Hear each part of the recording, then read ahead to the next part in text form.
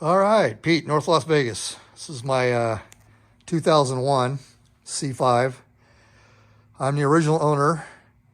I'm not wealthy. I'm not rich. I saved up to get this car, and I also got a smoking deal.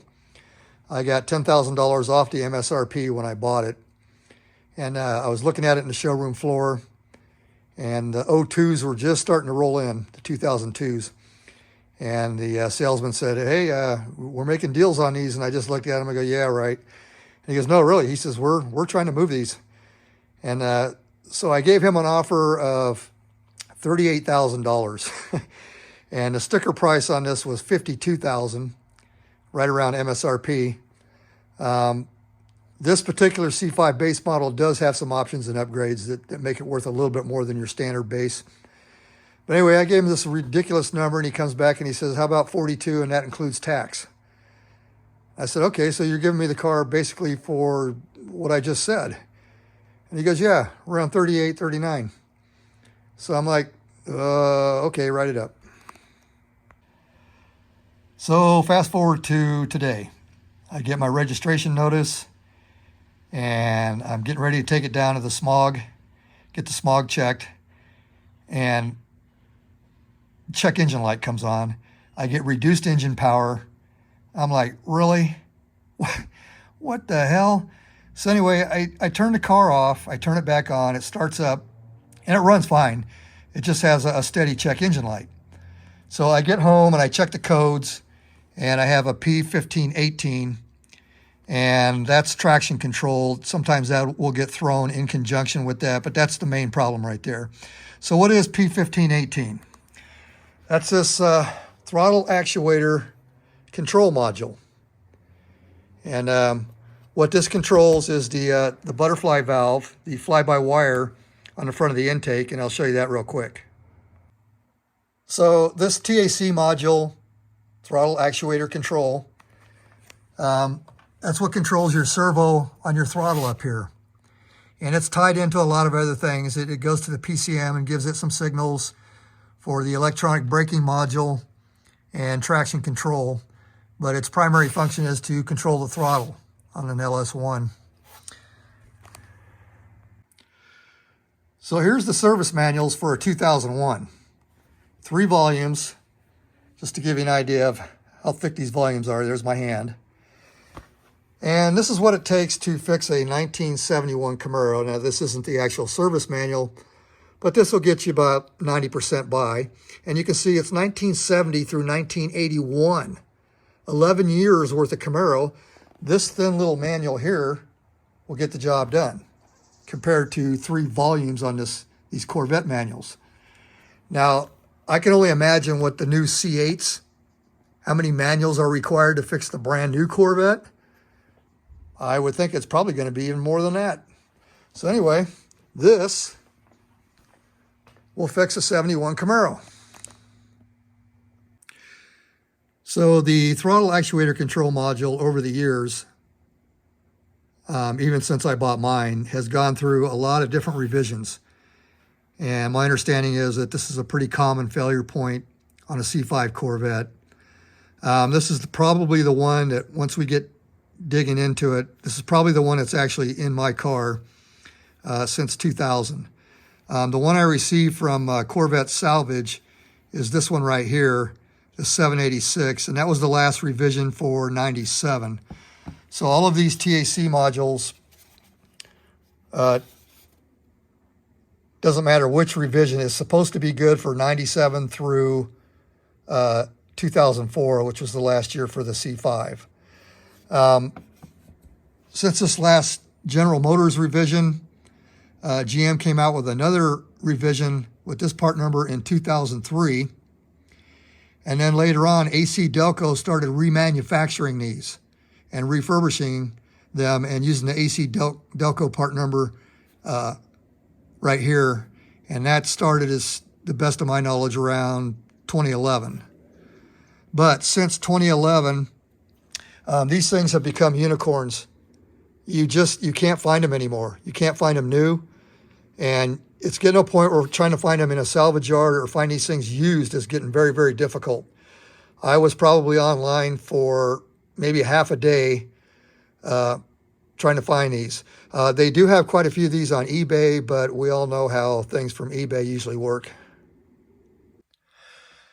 Okay, so the C5 Corvette is the only model series that allows you to do this. As far as I know, C4 did not allow it. C6, C7, and C8. The C5 Corvettes were the only one where you could pull up codes and clear them. So I'll give you some basic instructions here. If you're interested in doing this, you can pause on this, and here's your instructions on how to do it. I'll walk you through real quick though. I already cleared the code, so I won't be able to show you how I did that, but we'll talk it out. Okay, so first thing you do is you turn the key on without starting the car.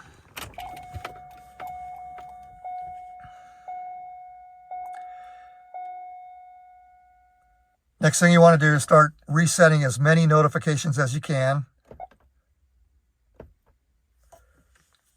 For some reason, this one has to time out. It's going to say set parking brake before putting in gear. Yeah, there it is. Okay, so we'll clear that one out. Now we should be able to get into the codes. So the way you do that is you hold the options button down here and you push fuel 4 times. 1, 2, 3, 4. Now it should go into auto scroll. It's going to go through the different categories. Like I said, I already cleared the codes. I should have saved them to show you how to do it. Now, once it goes through and scrolls through once, it should go into manual mode all by itself. But you can stop at any time you want and just push any one of these buttons while it's auto scrolling, and it'll go into manual. So we'll do that. Just push any button while it's still. Okay, so I just forced it into manual, but it will go by itself. So now we're in manual mode. It's going to start at the very first one. And to move forward, or I should say up and down, to look for codes, you're gonna push options and trip. So there's traction control, body control. I forget what that one is. I don't remember that one. Radio, obvious. HVAC. Left door control module, right door control module. I don't remember what that one is. Okay, so now we've hit the bottom. So now we're going to hit trip and go back up. And we'll start at 10 again. Okay, so now in order to scroll, let's just say forward and backwards on each category, then you're going to hit trip and gauges. So because I don't have any actual codes, it's not going to take me anywhere, but if I push gauges or trip, that's how you would get in to look at each individual code. Now, once you've landed on a code, it's going to be a current code with a letter C or an historical code with a letter H. And how you clear the codes out is you can do it 2 ways. You can clear the entire category. Like I can clear all the codes that are sitting in 10 right now by hitting the reset button and holding it. Or, like I said, I could hit options and trip and take a look at each individual code and clear individual codes if I want. Same thing by hitting and holding reset. Now, in order to back out of this whole situation here, it'll either time itself out or I can hit E/M. So seeing how it timed back out and went into oil life remaining, I'll get back into the codes again and just show you. So we're going to hit options, fuel, 1, 2, 3, 4. Okay, so now we're back in diagnostics. So, okay, now I want to get out. I just hit English metric button, and it goes back to standard operating mode again. All right, so I'm going to disconnect the battery. We're going to get the wheel pulled off. And I think I can get that module out without taking the wheel off, but I think it's just going to be a lot easier if I do. For those of you that don't have a set of service manuals, I thought that I would hold the camera over some of the stuff that you might be interested in if you're going to try to troubleshoot this system. This one just shows you where it's at. It's going to be on the other side of your inner fender well, and this is an access panel that can be removed, and we'll get to all that later. So this is the code I'm getting. It's the that's causing the problem. And I'll kind of pan out. Like I said, if you don't have a manual and you're trying to troubleshoot this, you can just pause this or take a screenshot and print a copy off. So this is the first page of P1518.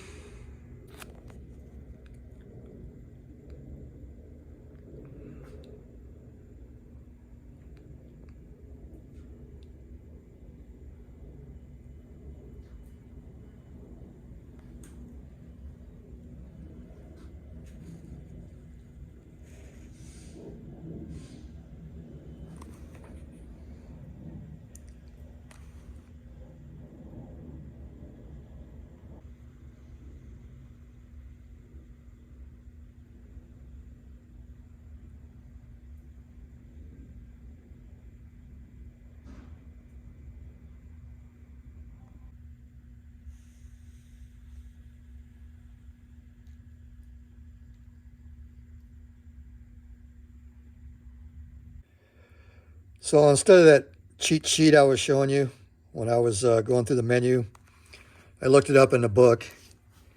So here's a more formalized on how to do it.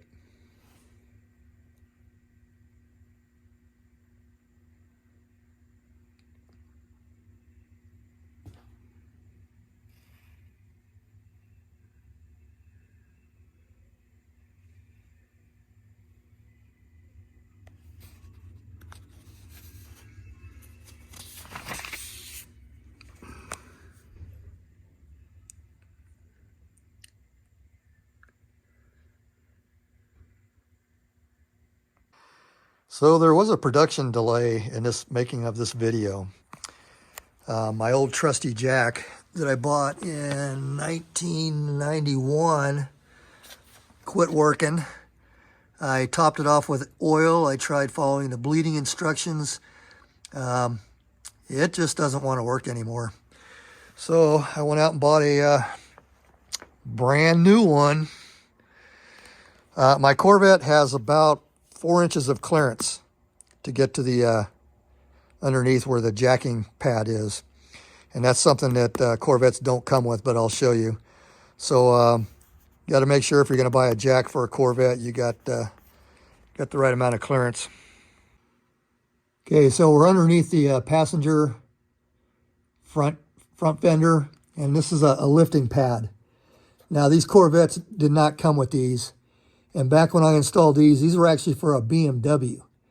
But the slot that they fit in on the Corvette frame and locking them in place, the BMW lifting pads actually worked on the Corvette. I wish I could remember what the part number was. Maybe you can see that. I don't know. Anyway. Probably a good idea to have these on your Corvette so you don't put your jack in a bad place and damage the car.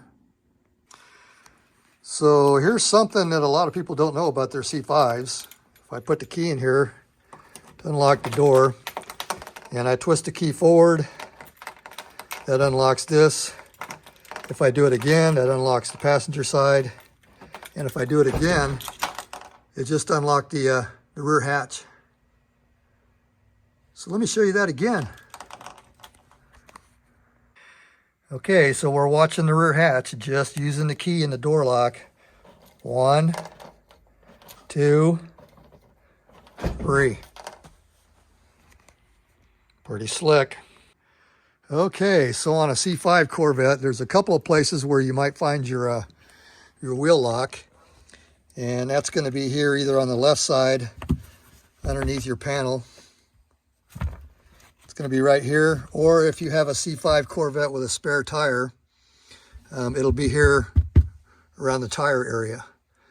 This particular model came with run flats, EMT tires, so I don't have a spare tire. So in this case, it's right there. Gonna need that to get your lug nuts off. Okay, so 19 seems to fit them the best.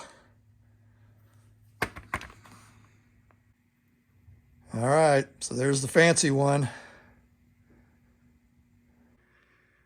All right, we're getting there. Safety jack stand underneath there. The wheel is still touching the ground on the other side. It has a piece of wood behind it. Parking brake set in gear. This is the access panel to get to the throttle actuator control module. There's a bunch of these small screws, and there's this plastic rivet thingy there, and then they got staples in it. Yeah, this is GM's flagship car. And they got a couple spots where it's stapled together. Anyway, we'll get that off and let's take a look at that TAC. So I don't know if these are metric, but 7mm is a very nice fit. Very snug. Let's go with 7mm. So this is the head engineer at Chevrolet back in 2001. And his subordinate engineers bring him the plans and everything, and they show this throttle actuator control module up in the engine compartment. And the top engineer says, no, that's not where it goes.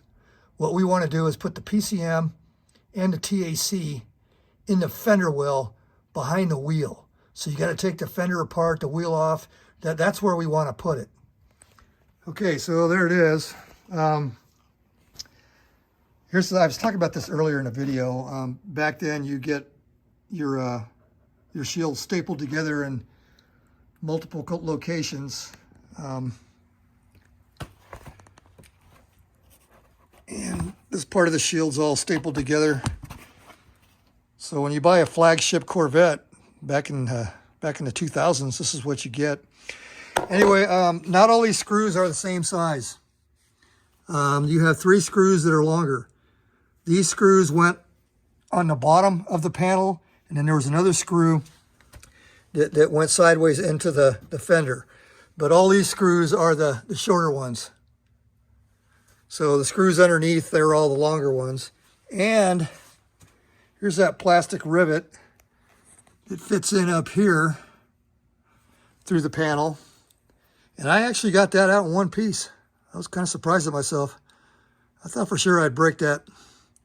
All right, so let's get this out. We'll get the connectors undone and get the new used one in. Okay, so it might be a good idea to disconnect the battery before you pull the connectors off of this thing. Could be some keep alive voltage or something else going on down there that we don't know about, which I forgot to do before I started this. So before we get those connectors apart, we'll disconnect the battery. Okay, so this is the connector that faces the rear of the car when this module's mounted. And it has an external locking tab that fits in here and snaps into place. And then the connector has its own little tab that locks into there. Let me see if I can show you on the one I'm getting ready to install. Okay, so the tab I just showed you fits over this. So you have to pull that off of that tab after you get the red locking tab out. So they're a little tricky. And actually, this car being 23 years old, I'm kind of surprised I got this out without breaking the clip. It all stayed in one piece. Now, the other connector has it's a little bit similar. You still have the spring-loaded notch on the connector housing here, and you have to release tension on the connector itself, which is, as soon as I get done throwing shit around. So you can see how that locking tab fits there. You push on the back, and that releases it over the tab on the module. And this one also has a locking tab, but it's designed a little different. Anyway, like I said, I got them both undone without breaking anything, so I was happy about that. So this is the original revision part number. that came out of my 2001. And as I suspected, it was going to be this one. Like I said, supposedly all these are going to work. This is the one I'm putting in, this 786. So we're going to do everything in reverse order. The last thing I'm going to mention is this screw here, the one that faces towards the rear of the car. Man, what a pain in the butt getting that thing out. You got to be a contortionist to get back there. What I'm probably going to do is tape this screw, get some tape and tape the screw into the socket to get it started. But wow, people wonder why mechanics want 200 bucks an hour. All right, well, let's get the replacement in there, get this thing all slapped together and fire it up and see what happens. Okay, so something I just noticed when I started to put the new one in, you can see the cable clamp right there, and that gets sandwiched in on the mount. And I just now noticed that. Hey, Chevrolet, asking for a friend. Think it's a good idea to put PCM wires where they can rub up against the frame, exposed. These were touching the frame. I pushed these wires back out of the way. Jesus Christ. Yeah, flagship, Corvette. 100 foot-pounds. Seems like a lot to me, but that is what we're going to go with. Well, no check engine light yet.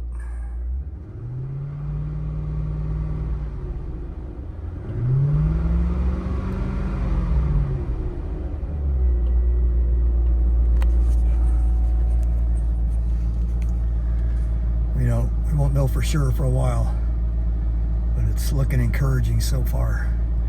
Okay, one thing I forgot to mention during this video until now, these TAC modules are plug and play. You do not have to reflash your PCM or do any of that. Just get it, plug it in, and you should be up and running. All right, Pete, North Las Vegas. Hopefully I got this thing fixed. Over and out.